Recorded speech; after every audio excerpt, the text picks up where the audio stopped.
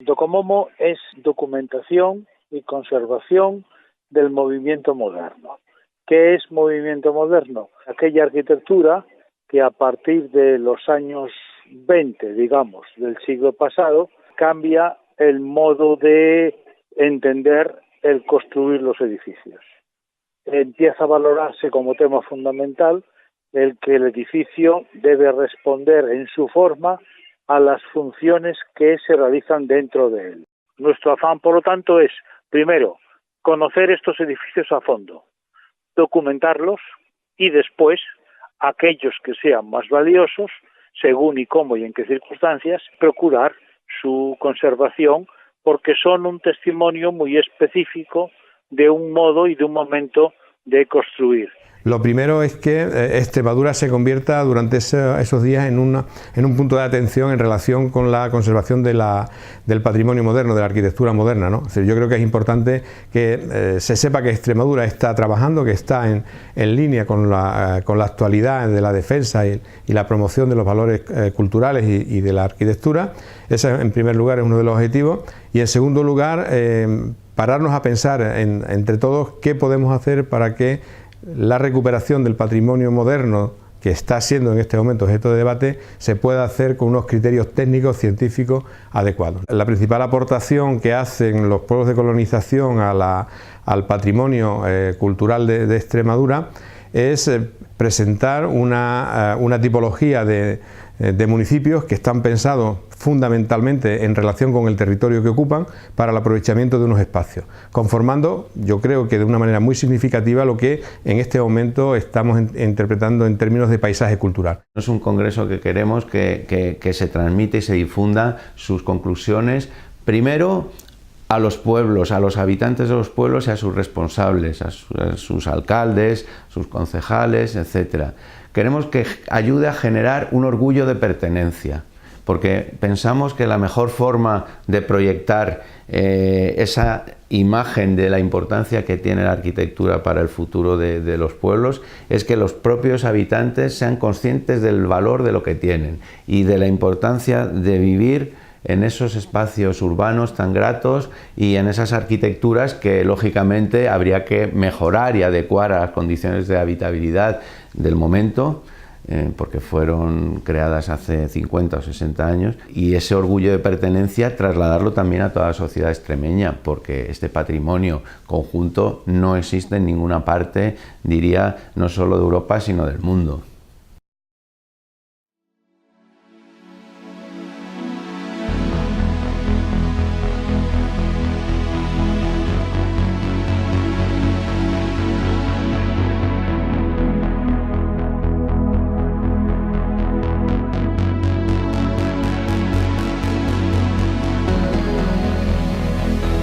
Los pueblos de colonización en Extremadura supusieron un importante empuje a lo que es la agricultura de regadío, que sirvió pues para asentar población en el mundo rural, y de ahí la importancia de estos pueblos para nuestra comunidad autónoma. Lo que es la puesta en regadío de una comarca es la medida de desarrollo rural que más efecto tiene de forma inmediata sobre la generación de empleo y riqueza. Y eso supuso en muchas zonas que los pueblos de colonización en torno a esa agricultura de regadío pues generara riqueza, empleo y al mismo tiempo pues esa fijación de la población. El agua embalsada en Extremadura es sin duda la generadora de la reforma agraria experimental que comienza en la segunda mitad del siglo XIX y la artífice de un modelo de ocupación del territorio. Las ideas regeneracionistas de esta época confluyen en el año 1902 con la promulgación del Plan General de Canales de Riego y Pantanos, conocido como Plan Gasset, en el que se describe una relación pormenorizada de obras hidráulicas cuya ejecución posterior fue de importancia vital para el desarrollo, destacando entre otras las que darían lugar a los pantanos de Borbollón, el de Cíjara o el de Rosarito. En aquellos momentos, el agua empieza a ser considerada como un elemento indispensable para la evolución, surgiendo la necesidad de regularla y acumularla en embalses. El Plan Gasset servirá de base, después de sucesivas reformas, a la Ley de Grandes Regadíos de 1911 y al Plan Nacional de Obras Hidráulicas de 1933, que puede considerarse como el primer intento serio de planificación hidrológica.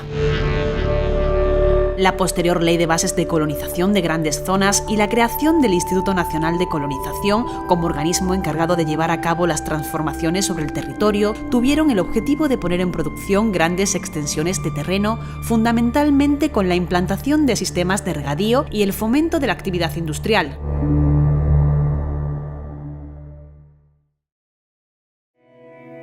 El número de recursos disponibles y susceptibles de ser desarrollados en los entornos rurales de los pueblos de colonización son innumerables, abarcando campos como la naturaleza y el territorio, al ser recursos vertebradores todos aquellos relacionados con el agua, las infraestructuras por las redes de caminos que surgieron, la arquitectura o la etnografía. El agua resulta ser, por su escasez, un elemento definitorio en el proceso histórico, social y económico de toda la península, pero es en el territorio coincidente con las comarcas extremeñas donde toma un especial protagonismo. El territorio sufrió un cambio con el control del agua de los embalses aguas arriba, que derivó en la transformación de terrenos de secano en fértiles y húmedas explotaciones agrícolas de regadío. Para ello se elaboró una red de grandes canales, acequias y canales secundarios.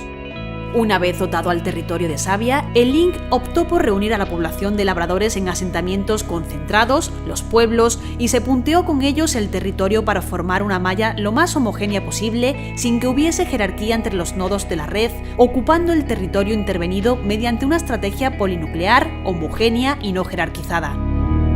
Los embalses siempre han generado riqueza, creando una población satélite cuyas construcciones, actividades y explotaciones componen el territorio a día de hoy. Aunque por medios diferentes a los originalmente concebidos, continúan siendo fuente de diversas actividades como las relacionadas con los deportes náuticos y la pesca o el disfrute de las playas de agua dulce. Los pueblos de colonización y todo el sistema de regadíos asociados, lo que ha supuesto para Extremadura es un aumento de la biodiversidad, de una zona de secano, prácticamente toda la región, a tener asociado a estas zonas húmedas un ecosistema distinto y otras especies distintas que no hubiéramos tenido. Con lo cual, ahora mismo Extremadura, que aunque era zona de invernada de grullas, en la que venían 6, 7.000, 10.000 grullas a pasar el invierno, con el aumento de estas zonas húmedas y de estas zonas de regadío, y esos cultivos donde las especies, la grulla, tiene mucho más alimento, pues ha pasado a ser de 70, 80.000 especies a pasar el invierno. Junto a la infraestructura hidráulica, la red viaria de comunicación era imprescindible para registrar la cantidad de parcelas que fueron proyectadas y repartidas. Los nuevos caminos de colonización sirvieron para transportar de forma más económica los productos obtenidos en todas las parcelas, las cuales no se encontraban a más de 3 kilómetros, que era el radio de acción que abarcaban los pueblos en su planificación. Actualmente, toda esta red es un recurso para los amantes de la naturaleza, el turismo y el deporte, ya que por ella se pueden recorrer los rincones de los pueblos de colonización mediante caminos y carreteras de escasa circulación. Son ejemplos de arquitectura de vanguardia del siglo XX. Los arquitectos que los diseñaron tuvieron que sortear las estrecheces que imponía un régimen dictatorial, pero que fueron capitaneados por el arquitecto José Tamés al frente del Servicio de Arquitectura, y gracias a la libertad que este arquitecto les permitió, pudieron concebir pueblos iguales pero diferentes. Iguales porque tienen un programa igual, semejante, con edificios representativos como la iglesia, como el ayuntamiento, las escuelas, el centro cívico, cine, pero son diferentes porque cada uno tiene un trazado urbanístico diferente en función de la topografía, en función de las vías de comunicación o en función de la manera de proyectar que tenían estos arquitectos. Los pueblos de colonización cuentan con diferentes elementos etnográficos de gran valor que deben ser estudiados y constituyen un recurso de gran importancia para el desarrollo de nuevas actividades económicas a su alrededor. son elementos culturales esencialmente que mejoran la convivencia entre las personas de estas comunidades. Entre estas actividades o elementos etnográficos de importancia podríamos destacar costumbres, ritos, herramientas y formas de vida, gastronomía, obras de arte, artesanía, fiestas, vestimenta, documentos escritos, fotografías. Los de mi época, los que se casaban en mi época, pues varios de ellos se iban a Villanueva porque habían encontrado trabajo allí. Pero es que ahora se está quedando todo el mundo aquí en el pueblo. Se han ido haciendo casas o se van comprando, bien sean casas un poquito más viejas o la urbanización que hay nueva, y todos los jóvenes se van quedando aquí. Ningún pueblo alrededor tiene el índice de natalidad que tiene Vegaviana, por lo tanto creo que el futuro de Vegaviana y de los pueblos de regadío en general, que es más viable que cualquier otro pueblo que no es de regadío. Es una realidad, los pueblos de colonización se mantienen, incluso los estudiantes que se van vuelven y lo que quieren es hacerse casa pues al lado de sus padres, al lado de sus vecinos y seguir conviviendo en el mismo sitio donde ellos se han criado, en el mismo sitio donde ellos han nacido. Es una realidad, y con el problema de despoblación que tenemos ahora mismo en Extremadura, la verdad es que son un ejemplo a estudiar para que veamos cuál es esa realidad y podamos aplicarla al mundo que tenemos un poco más urbano. La verdad que nosotros hemos tenido mucha suerte también, porque nuestra población no solamente no ha descendido, sino que ha repuntado. Entonces muchos hijos de colonos se quedaron aquí y siguieron trabajando en la tierra. Hay un apego a la tierra y un sentimiento de esta tierra es mía que ha hecho que la gente siga aquí, siga peleando por la permanencia y por el crecimiento de estos pueblos. El patrimonio material de los pueblos a nivel territorial y los recursos que giran en torno a ellos forman un conjunto de posibilidades de crecimiento sostenible del medio rural. Por tanto, con la puesta en valor de los recursos naturales y patrimoniales, materiales e inmateriales, pueden surgir nuevas oportunidades para el emprendimiento de los vecinos de estas localidades. Es necesario difundir en la sociedad extremeña el valor de los pueblos de colonización y sus entornos, las intervenciones del proceso de colonización en Extremadura y su legado patrimonial. Hombre, a mí ya esto me gusta, y además me gustó desde el principio, ¿no?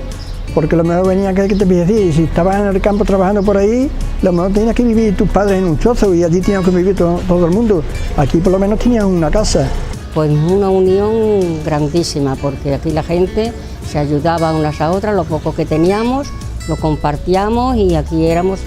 54 familias como si fuésemos una. Lejos de lo que puede parecer que fuese